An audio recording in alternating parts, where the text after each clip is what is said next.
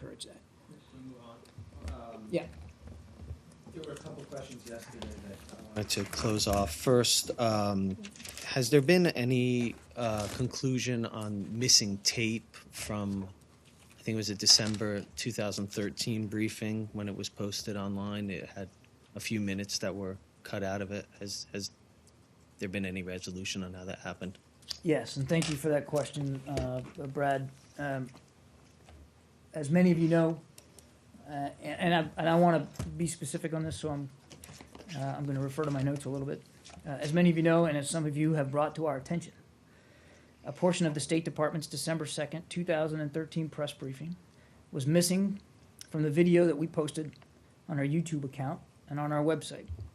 That missing portion covered a series of questions about U.S. negotiations with Iran.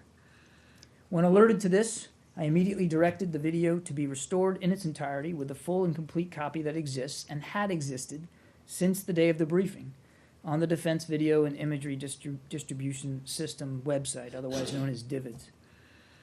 I also verified that the full transcript of the briefing, which we also post on our website, was intact and had been so since the date of the briefing. I asked the Office of the Legal Advisor to look at this, including a look at any rules that we had in place.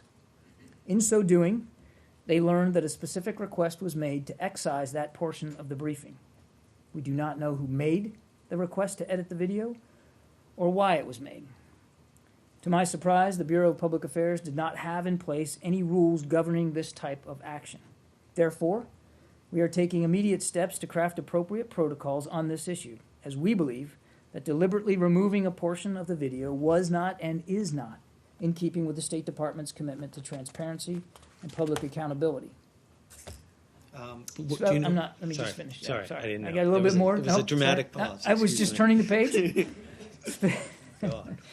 Specifically, we are going to make clear that all video and transcripts from daily press briefings will be immediately and permanently archived in their entirety, and that in the unlikely event that narrow, compelling circumstances require edits to be made, such as the inadvertent release of privacy-protected information, they will only be made with the express permission of the Assistant Secretary of State for Public Affairs and with an appropriate level of annotation and disclosure. I have communicated this new policy to my staff, and it takes effect immediately. Do you know when the edit or the cut, I should say, occurred? Was it some point afterwards, or was it the same day? To the best of our knowledge, the edit was done the same day. And how do you know that it was deliberately removed, as you said? As I understand it, the request was made, again, back in 2013 over the phone. The recipient of the call, who is one of the editors, does not remember anything other than that the caller was passing on a request from somewhere else in the Bureau.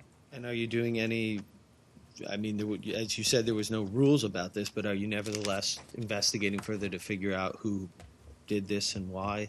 The short answer, Brad, is no. As I said, there were no rules in place at the time to govern this sort of action. So while I believe it was an inappropriate step to take, I see little foundation for pressing forward with a formal investigation.